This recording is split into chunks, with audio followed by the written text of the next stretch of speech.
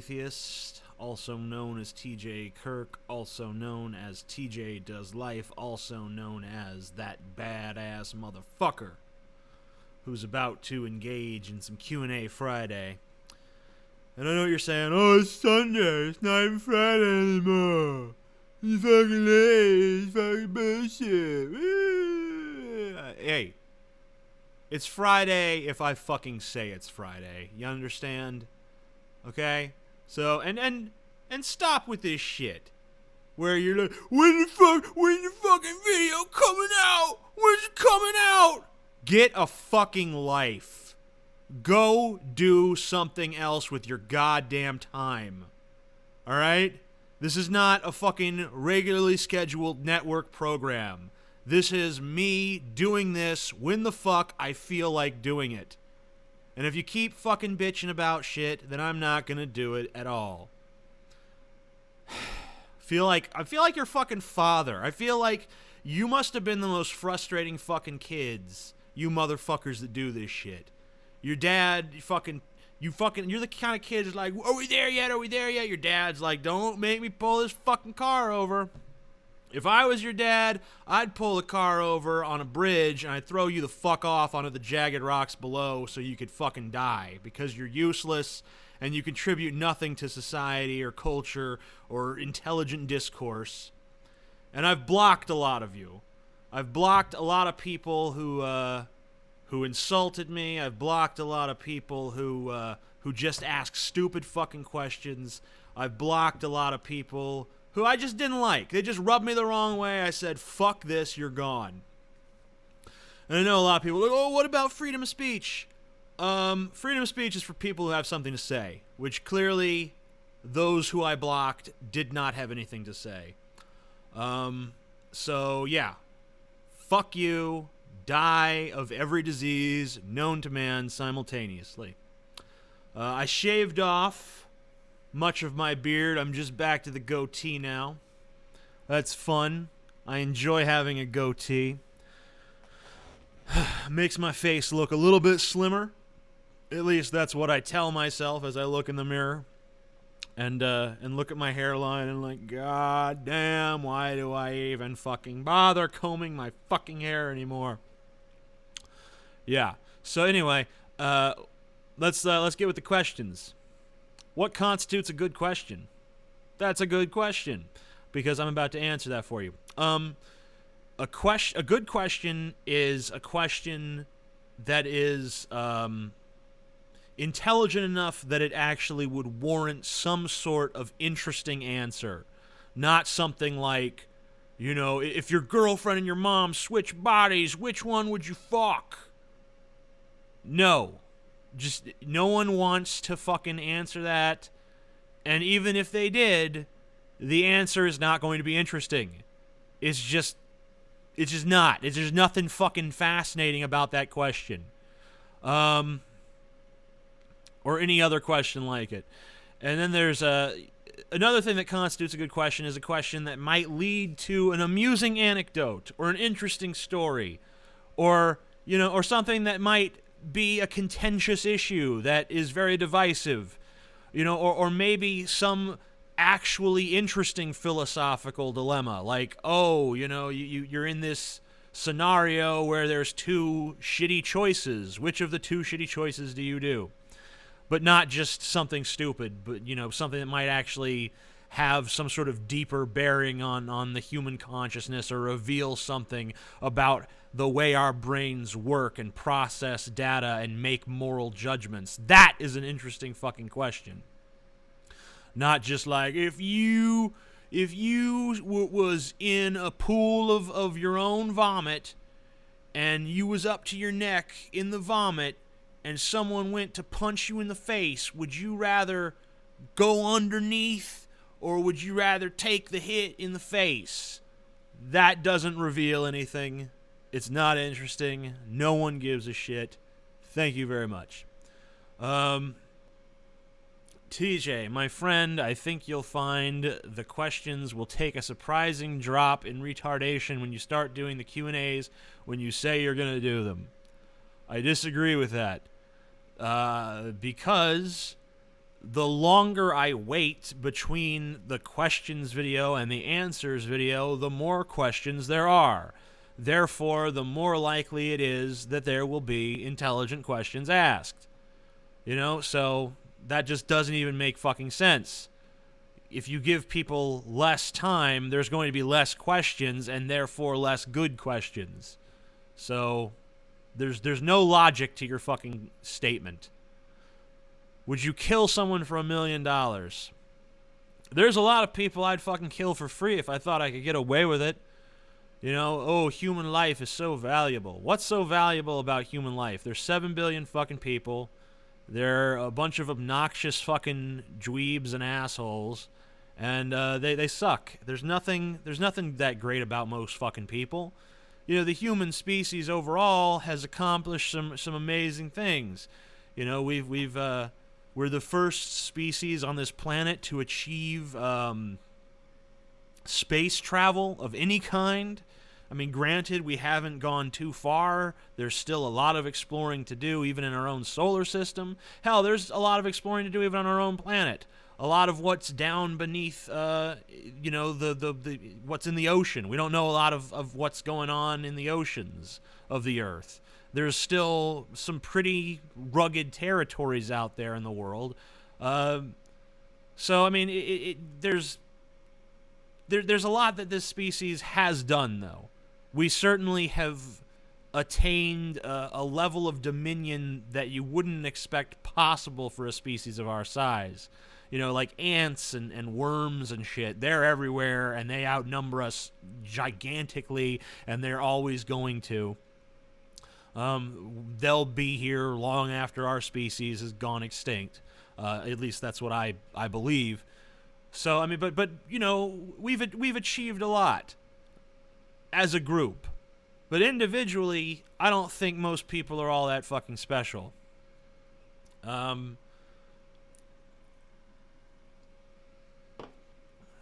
Now, that doesn't mean, I don't think that people should be able to go around murdering one another, but I can understand the impulse. You know, when you're sitting there and you're in a fucking line and the person in front of you is just taking their sweet-ass fucking time and they don't give a shit, or, you know, you see some asshole clearly double parked or even triple parked his big, gigantic fucking SUV when the parking lot is full and people are desperate for spaces.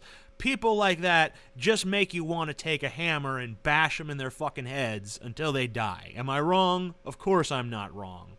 That's why shows like Dexter get so popular. That's why there's you know, so many video games where you can execute violence against your fellow man, because we want to. There's a big part of us that's like, fuck this piece of shit. I wish I could just kill them. And it's probably a good thing that we keep that impulse in check. But at the same time, you know, if there was a consequence-free environment, you'd see a lot more fucking murders, I'm sure. Do you genuinely enjoy making videos, or has it more or less become a grind, or whatever? It depends on the video, honestly. I mean, some videos are fun, some videos feel more like the grind, I guess. Usually there's some sense of satisfaction, even when you complete a video that you didn't enjoy doing. You know, sometimes, I mean, there have been times where I've put a lot of work into a video and then it comes out and people hate it and I don't give a shit. You know, I'll just be like, whatever, I like the video, I like what I said in it, you can all go fuck yourselves. Other times, I'll put out a video that I think is a piece of shit, like, oh my god, what a crying shame that I have to put this out, but I gotta put out something today. And then people are like, I love it, it's your best video. And I'm just, what? That's my best video? You really think that's better than this other thing that you didn't like that's actually much better? So, I mean, I guess that I enjoy making videos, but a lot of times I'm not happy with audience reactions. You know, it seems like a lot of times what I think is the best shit, people don't give a shit about. What I think is really not that special or kind of bland or boring, people fucking seem to eat up like it's, oh, this is great. This is the best damn thing I've ever seen. What are you talking about? It's the best damn thing you ever seen. I phoned that shit in, you moron. I guess I'm just better when I'm phoning shit in, according to some people. If it wasn't for your success on YouTube, for example, let's just say you failed at getting any significant amount of subs, where do you think you would have ended up in life? I think that I would be president of the fucking United States. How should I fucking know where I'd end up in life? I don't know. I'd probably just fucking be like a bum or something. I'd just be on the street begging for change. Is that what you want to hear? I don't know. I could be anything. I could be a CEO of some fucking company. I was going down the path of learning web design for a while before this happened. Maybe I'd have pursued that more and I'd be a fucking web developer. There's no fucking knowing. There's really no way to know. Life throws you 1,000 curveballs and you never know how you're gonna fucking react to them. Obviously, if YouTube hadn't come along, maybe something else would have come along. Maybe nothing else would have come along. Maybe I would have had to go in a totally different direction in my life. I might be a totally different person, but there's no way for me to really predict that. Do you think it's possible to change/repress your sexuality to the point where what you used to be attracted to isn't arousing at all? I've heard about a negative association method where you associate pain or discomfort with whatever you're attracted to, and over time it is no longer attractive anymore. I don't fucking buy it. You know why? Because religion is a giant case study in exactly that fucking principle. Catholics are told that if you fuck little boys in the butt, you're going to go to hell, okay? You're going to go to hell for all time for being a sinful, lecherous monster. And yet, the Catholic clergy still do it. They still do it. They do it in massive numbers. We fucking all understand this. We've seen the abuse scandals. We've seen how the church covers up what these people do and just moves them around from parish to parish. Obviously, they don't do that shit anymore, at least not to the same extent, because it's been so exposed and out in the open at this point that they have to be more careful. But when they didn't think anyone was watching, they didn't care about the child molesters in their midst. They must have known, or at least suspected, that if you're a Catholic priest and you believe in God and you're about to molest or rape a young boy, it has to occur to you, this is sinful and wrong, and I'm going to go to hell for doing this, and yet they still do it. Because our natural sexual impulses, whatever they may be, are always going to overpower some, method of associating pain and torment with what we like. It just doesn't work. And also, what about BDSM? What about the fact that there's people out there who already associate pain and discomfort with what they like? They like pain and discomfort to an extent, at least if they're masochists. So I don't buy it. I just don't think that is gonna work. I think that it's a bunch of fucking bullshit. So yeah. Do you think that there are any compelling evidences for the existence of extraterrestrial life having visited Earth and or making contact with humans? And if so, which do you find to be the most compelling and why? I don't particularly believe that extraterrestrials have visited the planet Earth, simply because I've seen no overwhelming evidence to that effect. A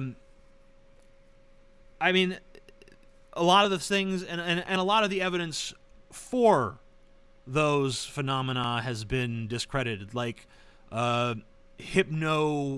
regression therapy. They've already. It's been shown that basically you can give people false memories. You ask leading questions and you can get people to come up with these crazy stories, and then they wake up thinking that really happened to them.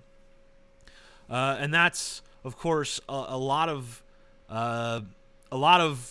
why people are compelled by extraterrestrials is because of these, this hypnosis, this. Let's recover your lost memory of that time. Oh, it turns out you were abducted by aliens and they stuck all kinds of weird things in your butt. And then there's just the sheer goofiness of the people involved with it. But, I suppose, though, that there's a better case for extraterrestrials having visited Earth than there are for things like there being a magical god with a long, white, flowing beard sitting on a throne controlling the universe that he created. I mean, at least there's some evidence for aliens having visited the Earth. At least, I mean, it may not be good evidence. It may be evidence that people have shot a bunch of holes into, but at least it's still, There's still some wiggle room for the existence of aliens. There's no wiggle room for the existence of God whatsoever. What other games will you be playing on your gaming channel?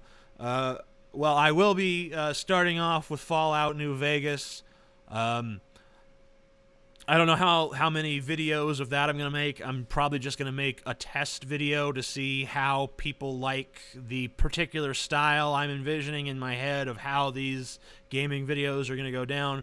And if people like that, then I'll probably proceed. If people don't like that, then I'll probably listen to some criticisms and reevaluate what I'm doing and try something a little bit different, tweak the approach in whatever ways are necessary.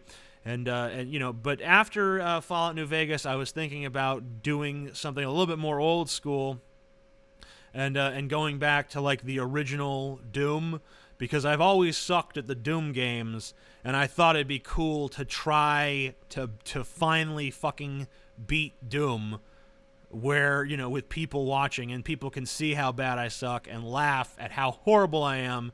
But of course, I'm not gonna, show every fucking single instant of me wandering around like a lost puppy trying to figure shit out. I'm just gonna edit around to the most amusing parts of the failure.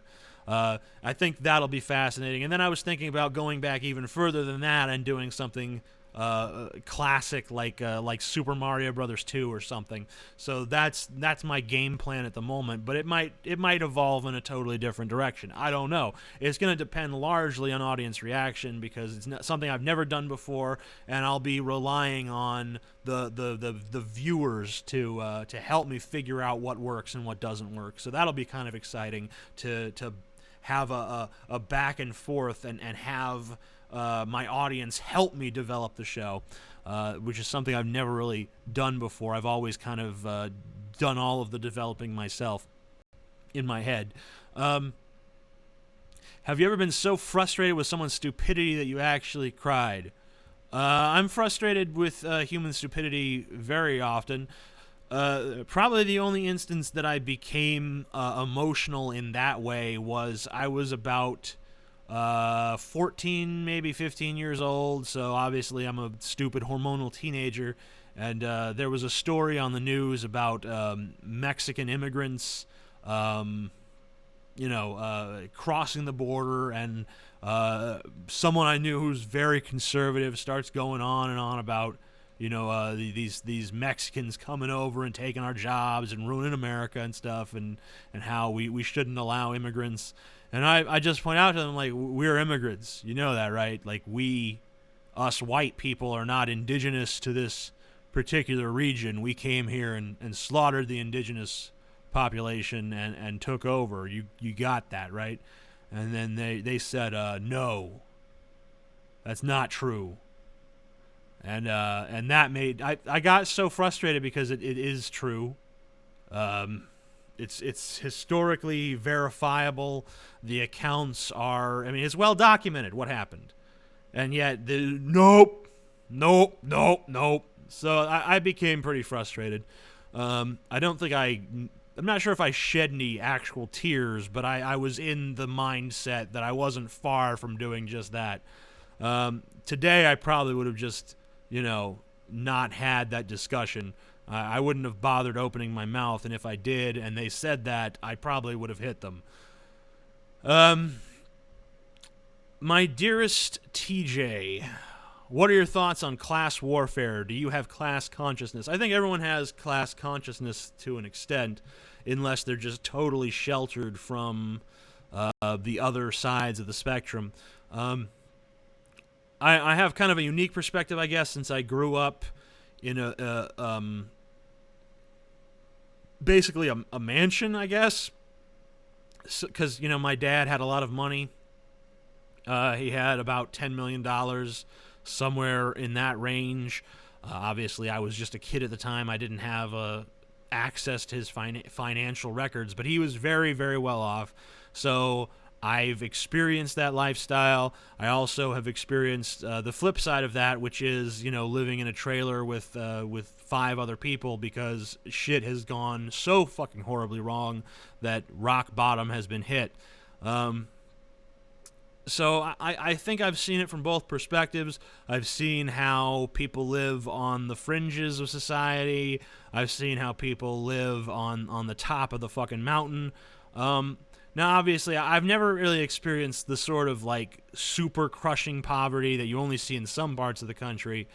But, I've been pretty poor. I've been pretty rich. And, obviously, out on my own, I'm somewhat just in the middle, like most people are. Well, I guess increasingly people are poor, but, I'm lucky to be part of the middle class at this point in my life. And I guess I do have, I hate other social classes, I look at the people who are broke and I see a bunch of uneducated idiots. I look at the people who are rich and I see a bunch of greedy fucks. I think that, there's animosity both ways for me. I'm sure that a lot of people feel the same. It's not necessarily a rational feeling because people are individuals and individuals have different modes of thought, different ways of viewing the world. Not all rich people think the same. Not all poor people think the same. Not all people who are in the middle think the same.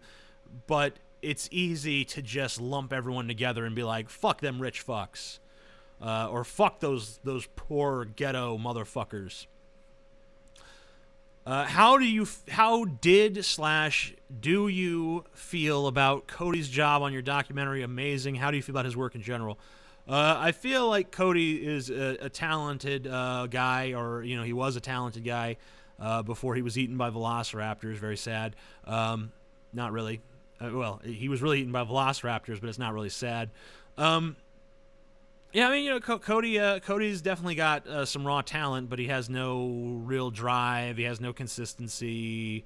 He is just squirrely and slimy and douchey and bleh. So but as for my documentary, I feel like it's visually very well done, but the narrative is just bad. I wish I could find the original footage so that I could do my own cut, because I'm sure I could do a much better cut than he did. But he shot it very well. I will give him that. My dearest... Oh, I already read that one. How old were you when you realized you were bisexual? I was... I don't even know. I was before I even hit puberty. Honestly, I already pretty much realized that I didn't have those sorts of boundaries inside of me. There was nothing in me that's like, I have a crush on this girl, whereas this boy repulses me. No, I mean, like, as a little kid, I felt like, I would look around my class and be like, I would almost be attracted to everyone in it. I was almost like, before even reaching puberty, just voracious, I guess. And I've kind of maintained that to this day. Like, if I go out in public, I look at people, I'm like, and it doesn't matter. Like, very, very few things are a turnoff to me, I'll just look at people and be like, okay. You can be skinny, you can be fat, you can have big tits, small tits, no tits, you can have whatever hair color, you can be whatever ethnicity, like, the only thing that really turns me off, I guess, are like horrible physical defects or extraordinarily ugly features. Like if someone's like, "Ha, I'm Dan," it's like, ugh, get the fuck away, Dan. But other than that, I'm pretty much just like a horny dog looking to hump anyone's leg. What are your thoughts on humans colonizing space? This is a frustrating issue because I believe that there is nothing more important than the colonization of space. And yet, people act like, what we need space for when we got the Earth? You're so fucking stupid. Do you have any idea how insignificant this fucking planet is? Do you know how big the fucking universe is and how small this piece of fucking shit planet is? Do you know? Like, I think the big problem, too, is people see this planet as a very stable environment. Like this, wow, Earth, you know, it's so hospitable to us. Not really. There have been so many mass extinctions on this planet. There are so many fucking natural disasters that are so much worse than anything we've ever seen in our lifetimes. There are super volcanoes. There are fucking asteroid impacts. There are fucking gamma ray bursts and black holes and all kinds of crazy fucking shit that could happen. I mean, maybe it's statistically unlikely to happen in our lifetimes, but these major horrific events that either devastate the earth or perhaps even destroy the earth outright are possible. They are out there. They could happen. As for, I mean, like a massive meteor impact, that's gonna happen again at some point.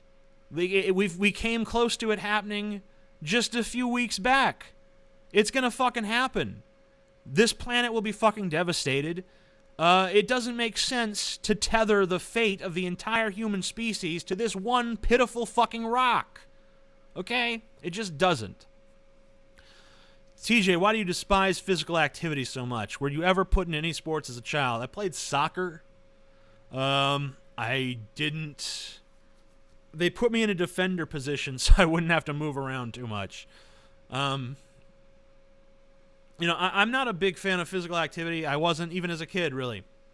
Like during like PE class and shit, let's run laps, kids. I'd always walk. Be like, TJ, run. Put some fucking hustle in your bustle and blah, blah, blah. But nope. Fuck you, I'm walking. I ain't running nowhere. And if I did run, it was like, I don't know. Maybe I just don't have a very large lung capacity or something. Or, who knows? I don't like physical activity. Never have, never will. Maybe I just have asthma. I don't fucking know. If that's the case, I should really stop smoking. What was the scariest moment in your life? Could you explain a time you experienced a great amount of fear or horror? I imagine the night your father died might be one of those moments. I didn't experience any fear the night my father died. I was sad, obviously. I was distraught. But I wasn't really fearful. Because there was really no suspense about his fate even very early on. There was a small glimmer of a chance that he might survive, and that was like a source of hope, I guess. But there was no source of fear because there was nothing to fear because what had happened had already happened. It was pretty certain very early on that he was going to die and that we were just going through the motions of trying to save him on the off chance that it might be possible. The times where I've experienced fear, I've been in very near car crashes. I've been in one actual car crash. Didn't really feel any fear there. The adrenaline just shoots up too high. You don't really feel fear. You just feel this kind of like, this disconnected, disassociative feeling like, this situation is happening to me, but I'm just going to process it intellectually. I'm not going to feel any emotions about it. I had a gun held to my head. I've had another gun pointed at me before, loaded both times. The one that was held to my head was fucking loaded with hollow points, which would have totally obliterated my fucking brain. So I would have died. I didn't feel any fear there, because once again, the adrenaline. It's like, okay, we're in a situation. How do we get out of this? I think the times when I've really felt fear has been when I've been forced to go on roller coasters. That's always been the moment of fear. Or when I'm up at a really high height and I look down. There's, because of my height, like a guardrail, if I fall into the guardrail isn't going to save me. I'm just going to flip right over it. So I don't fucking like heights. If I'm standing in a high place, I stand away from the edge, because I also have a fear of someone just pushing me. So I'm not going to be anywhere fucking near the edge. If someone wants to try to push me off something really high, they're going to have to fucking work for it, because I am not just going to stand there and be a fucking sitting duck. So those are the things, you know, and spiders. If I see a spider, that's pretty freaky. You know, my fears are pretty stupid. I'm afraid of things that really probably are not harmful. Like a roller coaster really isn't very likely to hurt me. You know, I'm not very likely to be pushed from a high place. I'm not very likely to be killed by a spider. And yet terrified. Absolutely fucking mortified to the point of almost being unable to function. And yet, if you hold a gun to my head or put me in a situation where I might die in a horrific car crash, I'm just like, okay, well, that's just how it goes. So I don't know. Fears are not always rational. TJ, would you sacrifice yourself for the life of other people? No. Fuck them. The only person I would sacrifice myself for is my wife. And even that wouldn't be easy for me.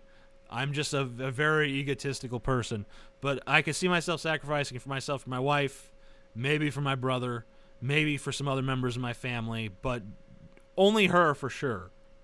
Anyone else, you're dead. Like, if it's up to me to save you, and I've got to fucking, you know, either take an immense risk to save you, or I have to, you know, face certain death to save you, then you're fucked. You're gonna die, not me. And that's just being real with you right now, dog. Do you think Mr. Repsion will surpass you? His channel is growing rapidly, and he's flying around doing stuff for YouTube. Chicks dig him. Will the apprentice beat the master? You know, he might very well surpass me in subscribers or money or acclaim or fame or wealth. I already said money, so that's money and wealth, same thing. But he you know, very, very, very likely possibility that could happen. However, he's never going to surpass me. I will always be more awesome than him because he is just too much of a little goody two-shoes. And I am a badass motherfucker. And if he ever forgets it, I will kill him. TJ, what the fuck were you thinking when you gave yourself that one haircut a few years ago? I was thinking that I need a haircut and I don't want to pay for it. And so I cut my own hair. And it was a disaster. The video that I put out after that, every single person, no one cared about what I said in the video. Everyone's just like, what the fuck is going on with your hair? And I'm just like, oh my God, I have fucked up royally. And I had to go to a hair cutting place for them to try to fix it. And even then, like, even after they fixed it, it still looked like pretty much shit. It was a long time before it looked okay again. Of course, now someone will be like, it still looks like shit and you don't know what you're talking about. But hey, there's always going to be those fucking assholes. And that's what the block button is for. All right. I thought this would be longer, but it's 33 minutes. You know, quality over quantity, I guess.